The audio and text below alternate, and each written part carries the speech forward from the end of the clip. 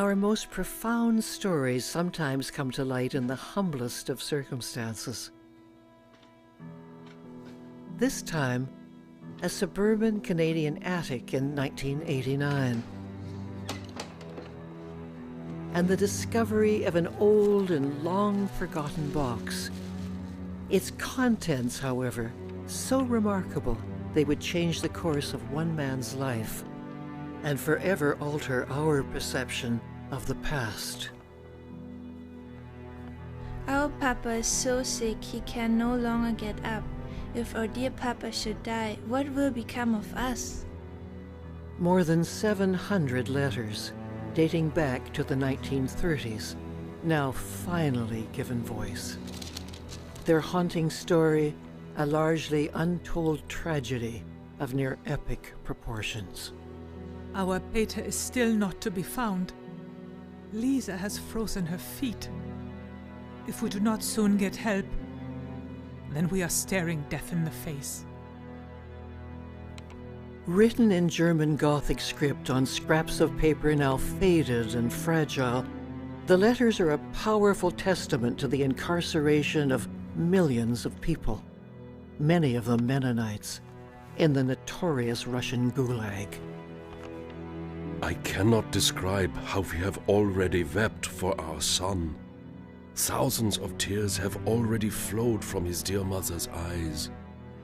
A shocking, real-life account of one of the darkest and most defining chapters in the history of the Mennonite people.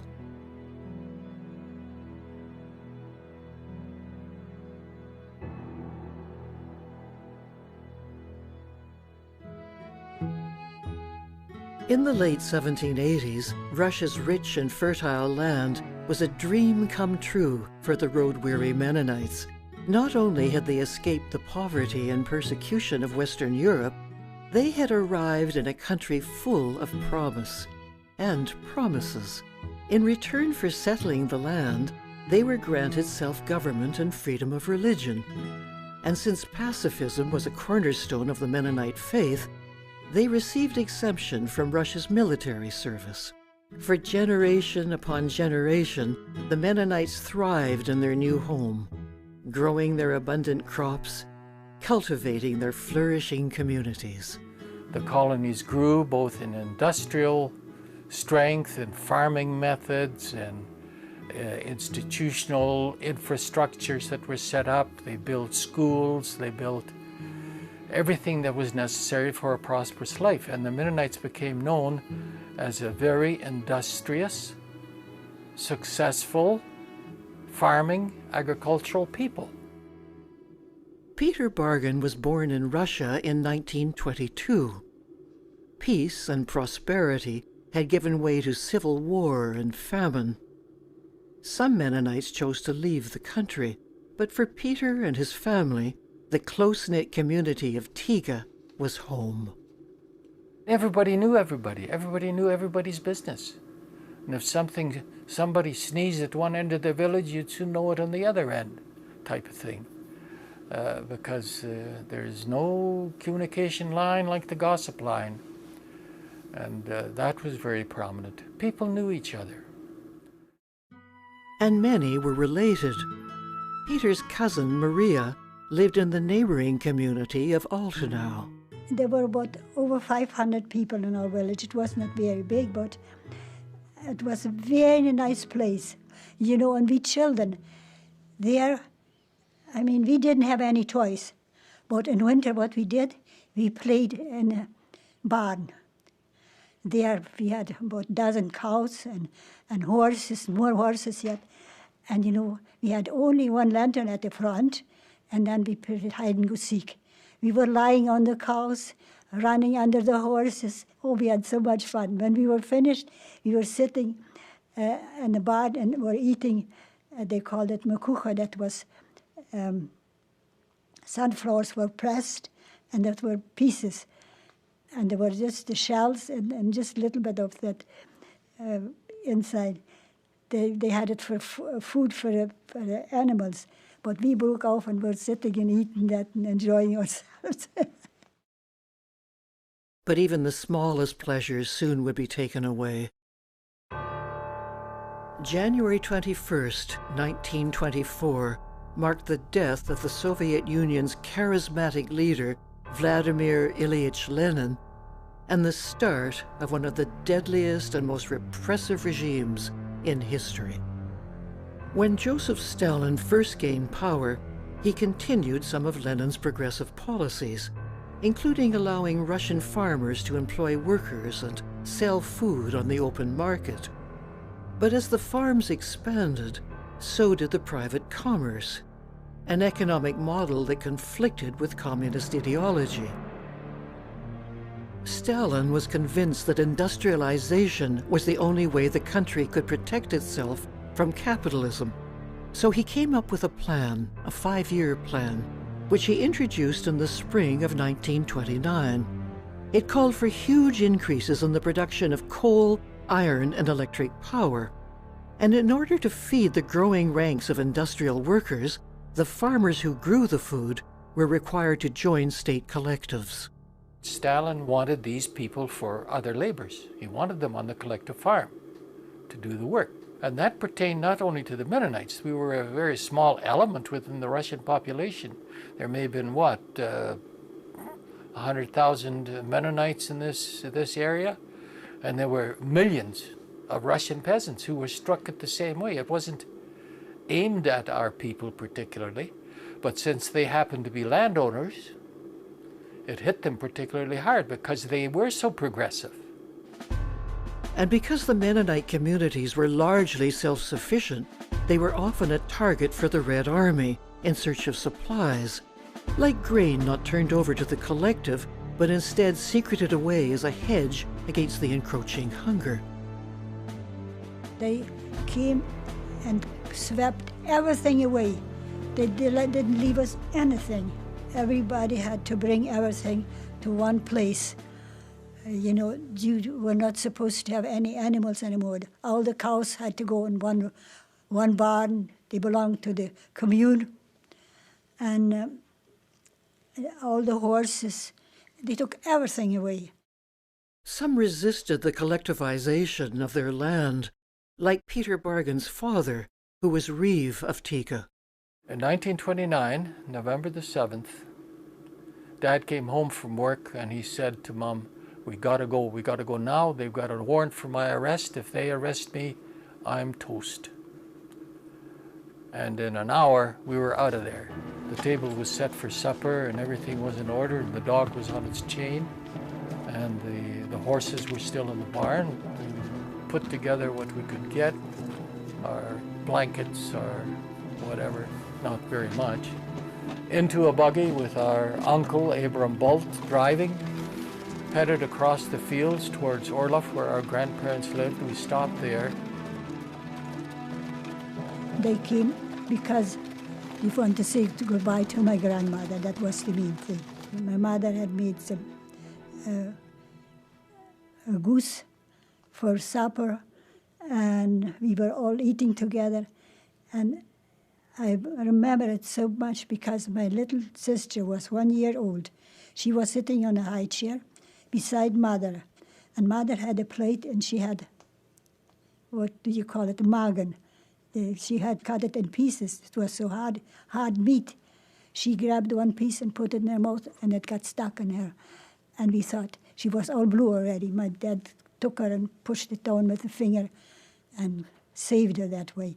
And that's why I always remember that when we had that last supper, because of that. But they were all there, and we had a good meal. But it was sad. We knew because one uncle went already, and we didn't see them anymore, so we knew it was the same thing. Under the cover of darkness, Peter and his family made their way across the harvested fields. By 3 o'clock in the morning, we were on our way. We were fleeing. That sense came because we were in a hurry, and we weren't coming back. And we missed the first railway station. Dad says, if they're going to be looking for me, they'll be looking for me at the first railway station. So they missed that one and went to the next one, which turned out to be true, because they learned later that within hours they were looking for Dad. And they checked the first station and nobody had showed up, so they didn't bother going to the second. So we managed to get away. Just one day after Peter Bargan and his family fled Tiga, his 8-year-old cousin Lena and her family prepared to follow.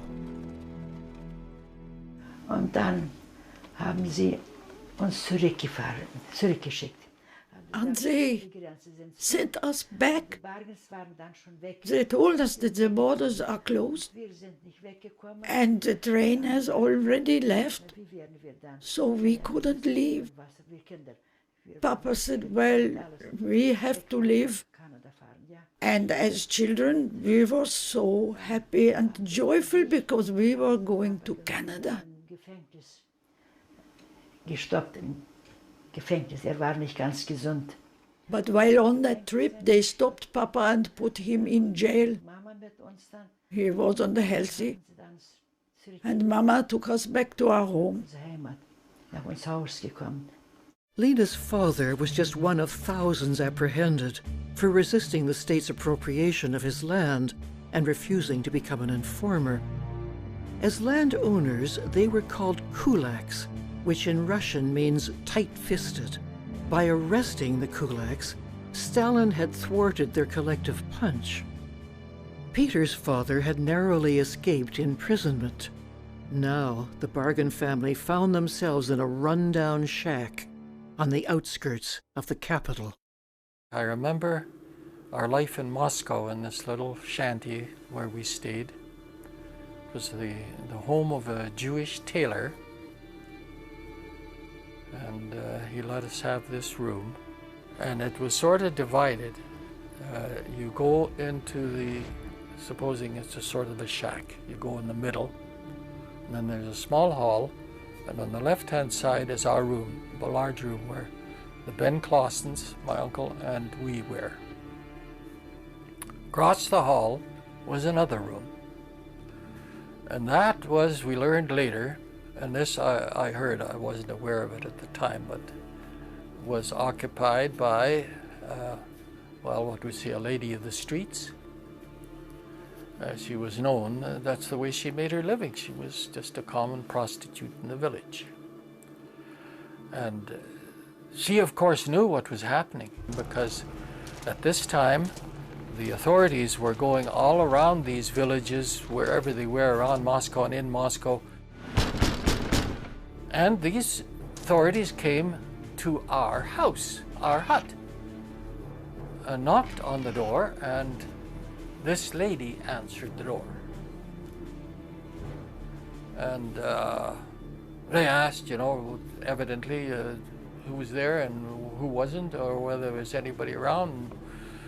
She, I guess, denied it, but she wanted to steer them away, so she invited them in. And I guess they had quite a party. At least that's what the folks said. They had quite a party. And the fellows were feeling so good after they left, you know, they had to drink and whatnot, and everything else. They forgot all about their duties, and she sent them on their way, and then she looked in to make sure we were okay. So we owe our life to that lady, whoever she was, God bless her. Peter Bargan and his family had eluded capture, but they knew that their only real hope of survival lay in leaving Russia. Peter's father had to somehow secure all the necessary papers. Dad had to get an exit visa, permission to leave Russia. He had to get a passport. He had to have also permission from another country, an entrance visa, a country that would accept us when we left Russia. So he worked with a group of university students, he says, trying to get these papers. And it was very difficult because they were working with the German embassy trying to get Germany to accept them, because Germany was the only country that would, because these were mostly German-speaking people. But the authorities, the Russian authorities, had put a cordon around the German embassy and wouldn't allow anybody in. But eventually, they managed to get one guy into the embassy. They sneaked him in. And he got the permission for whatever was involved. And Dad was one with also Uncle Ben and his family. And he got the entrance visa into Germany approved. So he had that document. Now he had to get the exit visa and the passport. But to get those, you had to go to your local authority and you had to have what is called a family list. On that family list, you would have to give all your personal data. And Dad says, how am I going to get a family list? You're supposed to get this from the place where you lived. And I lived there, but they're after me. If I just mention my name to these guys, I'm dead duck. You know, how am I going to get this list? He says, and then to get it signed and sealed by the local authority. How am I going to get this thing filled out? And it suddenly occurred to him, he says, he was walking the streets and he thought, man, what's the matter with me? I was the reeve of this district. He says, I've filled out more than enough of these things for friends of mine in the past years. What's the matter with me? I can make my own list. I know how to do it. I have the papers. I know the protocol. I know the procedure. I'll make my own list. I'll make it for myself and I'll make it for Uncle Ben and his family, which he did. Now, local authority. Well, you got the local authority was the authority where you lived. Well, now we lived in this little village. We didn't live over there anymore. So I'll have to take it to this village authority, which he then did. He says, okay, I'll go there and see if I can get the signature of the chairman and the seal of the district, and then I can get my other papers and we're free. So he went to this office and he walked in. There's this Mr. Secretary, Comrade Secretary, sitting on the side. So, yes, what can I do for you? Well, Comrade, I'd like you to have your chairman sign these and put the seal on it. This is the family list, you know, that we're supposed to. Oh, let's see. Yeah, well, okay. You know, he says, I'll give you the seal. I have it here, but the chairman is in the office next door here, and he'll have to sign this before I put the seal on it. So why don't you just go in and see him and see if he'll sign it, okay? Dad turns around, he looks at the wall, and what did he see? His poster. His wanted poster on the wall of this office. But he went and he knocked on the door and somebody said, come in. He walked in, and here's this young communist, his feet on his desk, you know, and talking to two other guys, an animated conversation over something. And he just looked up and he says, yes, what can I do for you? And Dad says, well, the Comrade Secretary sent me in here. He'd like you to sign these papers. Oh, and he just reached over and he took it and he signed it. In the meantime, he was talking to these guys. He was in the midst of a big conversation of some kind, and he took it and he handed it back, and Dad took it. And he says, thank you, Comrade. And he turned around and he walked back. And he gave it to the secretary, who looked at it. Yeah, it's okay. So he took out the seal and he put a seal on it. And Dad took it and said, thank you very much, Comrade, and walked out. And he said, he collapsed about half a block away. You know, he just had to pause and get his self-control back. Armed with the signed and sealed documents, the Bargans arrived at the central train station. but their escape was still far from certain.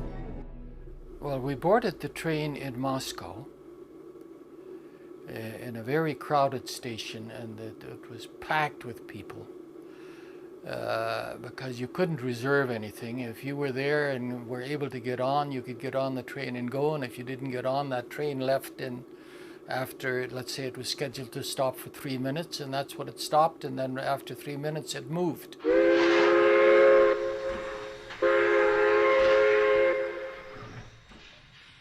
Of course, you never knew whether the train would go in the right direction or not, because often people would load up and the train was redirected and would end up in Siberia or some gulag.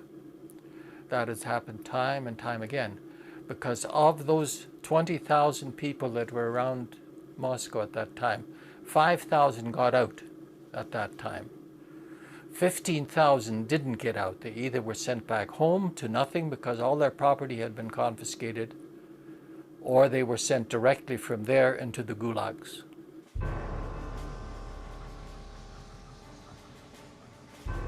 I think it was about a day and a half travel from Moscow to the Latvian border. Now, at the Latvian border, there's a beautiful, in a sense, a very formidable gate of wrought iron. It looks like wrought iron, with a red star on it and everything there, and that marked the boundary between the two countries. We stopped just before this gate. It was called the Red Gate because there's a big red star on it. And at that point, everyone had to get out of their cars, unload their baggage, open their bags, or whatever they carried with them, have them inspected by the authorities, everything taken away, like any money or jewelry or things of that kind. The women had to undo their hair so that they could hide nothing in their hair, and the women in those days wore usually long hair with pigtails and big buns, you know, so that you could hide a robin's nest in there if you wanted to. So they were thoroughly examined to make sure that they could take nothing. And then when we were all unloaded and examined and so on, we were allowed back on the train, and then the question still remained, is this train going to proceed or is it going to go back? Because there had been occasions in which train loads had been sent back to Moscow because they had evidently found something that they didn't agree with, so the train was sent back and the people sent into exile or whatever happened to them. Well, it went forward.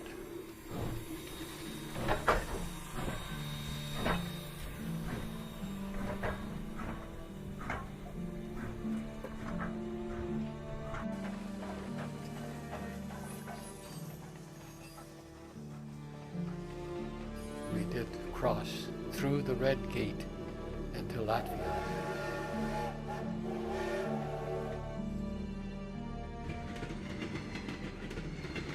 And then when it got to the Latvian side, it stopped, and the door opened and a Red Cross nurse came on. She says in German then, "Ladies and gentlemen, you are now in Latvia."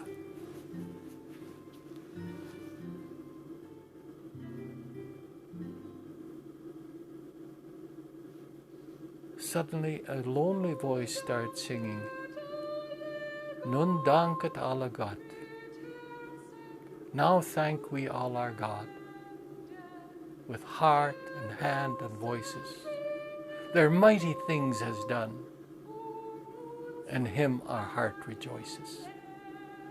And somebody else picked it up, and suddenly there was a roar, everybody singing, "Nun danket alle Gott." You know, I'll never forget that scene. The people rushed out of that train. They looked around, they ran out, they kissed the ground. At least they knelt, you know, and the joy. We were out. We were in Latvia. The Bargans made their way to Canada on what would be the last train out of Moscow. And while they continued to follow their faith, those left behind were denied even their religion.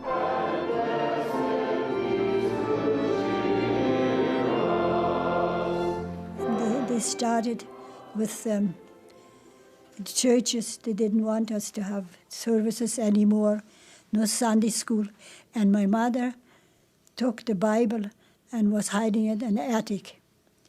And then she went always up to reading it there, because in school they asked us, do you have a Bible? Do you pray? And we were so scared.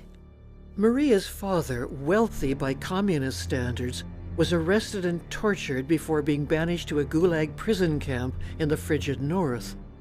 Left alone, Maria's mother struggled to provide for her 3 young children. We were like those children in Africa, big stomachs and thin legs. And then we found out that in the neighbor village there was a cheese factory. We could get some whey. And then every day I got a jug of whey, and then 3 times a day we got a little glass of whey at 6 o'clock, 8 o'clock in the morning, at 12 o'clock, and then at 6 o'clock. My little brother and sister, they were sitting watching the clock, how it was turning. They didn't play nothing. They were too weak. And that kept us alive. Many were sent to Stalin's infamous Gulag, including Lena and her family, now reunited with their exiled father. Dann haben sie uns als Kulaki. They relocated us as kulaks. Ich werde sagen, wie wir später. Haben sie es rausgeschickt. Haben sie uns geschickt nach dem. They sent us to the Ural, where it was very cold. Bruder, der war 16 Jahre. Papa's brother, my uncle, he was 16 years old at the time. Ausgesiedelt mit uns zusammen. Und weg aus dem Papa. Naja, and they sent him and Papa with us to the Ural. Und da war ein großer Barack war da. We arrived at Lunovka, where there was a barrack, a huge barrack, and many people like us already there. They gave us sections.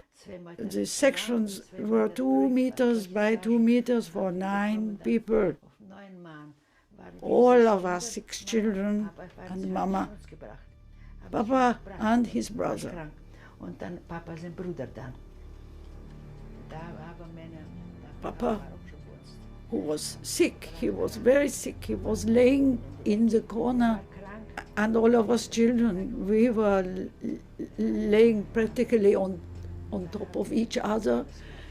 We had nothing, so we wrote begging letters to Canada. The farming community of Carlisle, Saskatchewan became home to the Bargans in the spring of 1930. It was then that the letters began to arrive. I think we have 1 or 2 letters that are dated in 1929.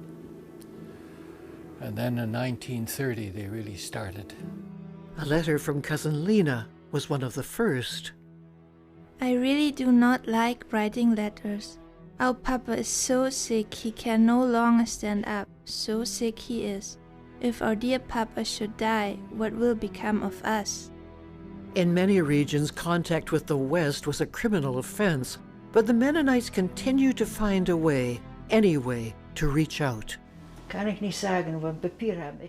I don't know where the paper came from. I think that my parents took newspapers from the outside and cleaned them so we could write on them. Where the paper came from, I don't know. the Mennonites overcame every barrier to tell their heartbreaking stories, like this one from Peter's uncle. We find it hard to cope with the many obstacles which are thrown in our path. And the most difficult is that it has to strike our child. My thoughts are with her in prison. How that poor child will already have begged and wept, if only she does not sink into the depths of despair. Not only is her body being ruined, but her whole being, soul and spirit are being brutalized and killed. If writing the letters posed a risk, getting them out of the gulag was more difficult still. How they got out, I can't explain it, except in many ways there are indications that they would get someone else to mail them or go to a different station. There were some routines that they could follow in which there was a greater chance of them getting out than if they used the normal channels of getting out. And a lot would depend upon the local authorities as to how strict they were and how strict the censorship was. The higher positioned guards of the police did read our letters. For that reason, we couldn't write openly what was eating at our hearts. Instead, our parents told us to talk through the flowers. Most of the letters were very careful in what they said and how they said it. Much of it disguised in a way that the reader would understand because they had common background experience, whereas somebody not acquainted with it would not understand what was being said. You can call that reading between the lines, but it's actually even a little more than that. In German, they call it talking through the flowers. In one letter, and I think it was Grandma Regier that wrote, and we have enough to eat, and we have a lot of SB, and we have enough to wear, and we're very happy and content, and it's just as nice as as it says in 2 Corinthians chapter 4, verses 7 to 9. You look up SB, and it means sour bread. That's what it meant in German. You look up 2 Corinthians 4, which says that we are being persecuted. We die every day, but we are not killed. And it goes on about the misery and they're being stamped on, but we do not lose faith because we know what we believe. So it is exactly opposite to what was being said in words. They know that the reader to whom they're writing will know Scripture and will have Scripture to look up on. But they also know that a communist censor wouldn't dare have a Scripture in his desk to find out what that reference was. If they were caught, they'd be shot. Day after day, those condemned to the gulag labored away under deplorable conditions. There's a letter in there with a sketch of where my cousin, Tina Regier, who were in exile, drew a picture freehand of the place she was working, and it's a smelter. She was 12 years old. She was pushing carts of ore and things like that in a mine and in a forge. This is what they were doing until they worked them to death, or they dropped dead or died of disease or whatever. But you read the letters, and it was just a matter of time before people would die. Like Uncle Jake, he died in short order. This letter, written by Peter's aunt, is dated January 24th, 1932. I have very dangerous and hazardous works as well. I must chop down trees in the forest. It is often very cold and an average of 1 meter of snow, so that you often sink into the snow up to your hips. Not so long ago, a young girl was killed by a falling tree and crushed into the snow so far that only the corner of her dress was visible. and so we are full of fear from one day to the next. So often they'd get a letter, and then Mum would sit at the table, we would be eating, and she would be crying her heart out, and we could never figure out. We say, "Mum, why are you crying?" "Well, got a letter from Grandma, and she's not very well," but they would never tell us what was really going on. What was going on was a living hell for Peter's extended family. Although Maria's father had been released in 1936 in order to service the farm machinery back on the collective, his relative freedom was short-lived. 10 months later, they took him, and when he came and said goodbye to us, he said to me, "You have to help Mom. You are the oldest." And when he stood in front of my brother, he says, "My dear son, we won't see each other anymore." He knew it. Maria's father and Lena's father perished in exile. Lena's brother died in prison. Her sister was locked up for 9 harsh months. But it was the arrest of her mother, who was then paraded in front of the children's school, which remains seared in Lena's memory. In every sled was a man, a policeman, with a gun and a dog. They took all the mothers. They took the mothers from the village, and since we couldn't go with our mothers, we yelled, "Mama, Mama, Mama, where are you going?" Mama only replied, "Go home." We couldn't go with her. Then they drove by and they were gone, with the man with the gun and the dog. Watch out. That's how it was.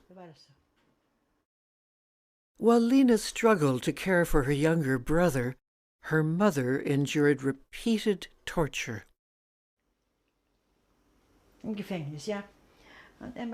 At the jail, yeah, at night, a police officer would shout for my mother, who was over 40 years old at the time. He said she burned 200 hectares of forest and she poisoned 200 cows. Cows, yeah, cows. And that she had to sign a confession. She said she wouldn't sign because she hadn't done anything, hadn't even worked there. So he beat her and sent her back. The next night, he shouted for her again, and again he said she'd burned 200 hectares of forest and poisoned the cows. This went on. It went on for several nights in a row.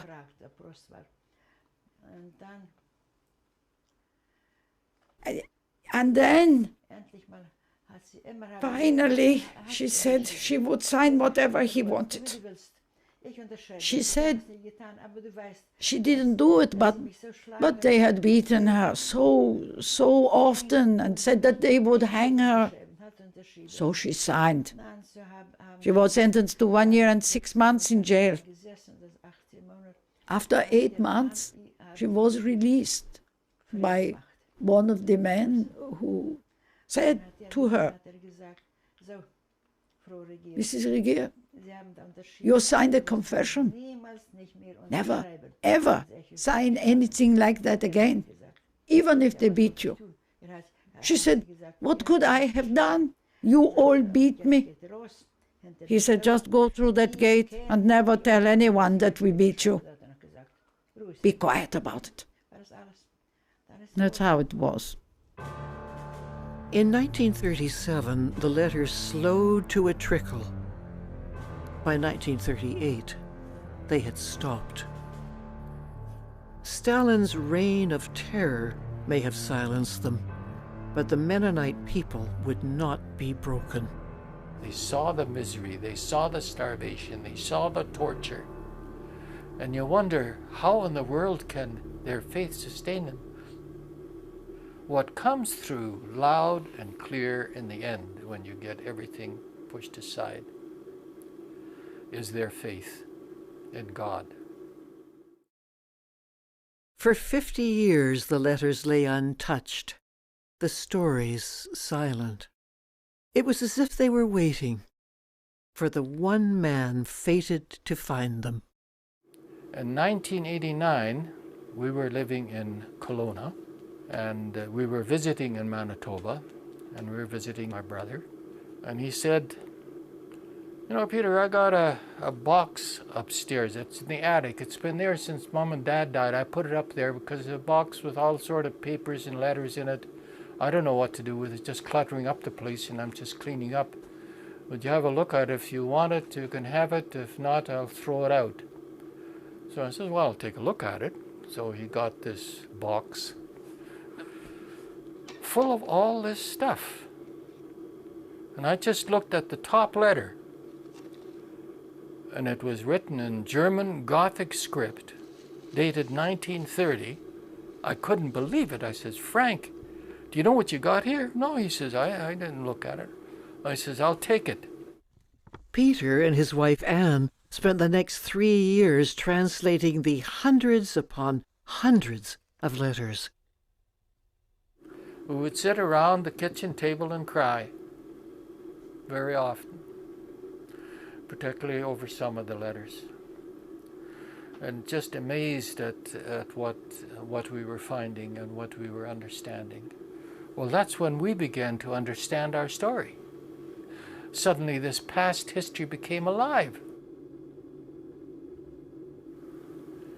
It's terrible when you think of it, that men can do that to other people. And the name, I don't care of what kind of ideology you have. But that's what they had to go through. And I know, you know, their story is no worse, I suppose, than much that is happening today in many parts of the world. But the inhumanity of man to man can reach unbelievable depths.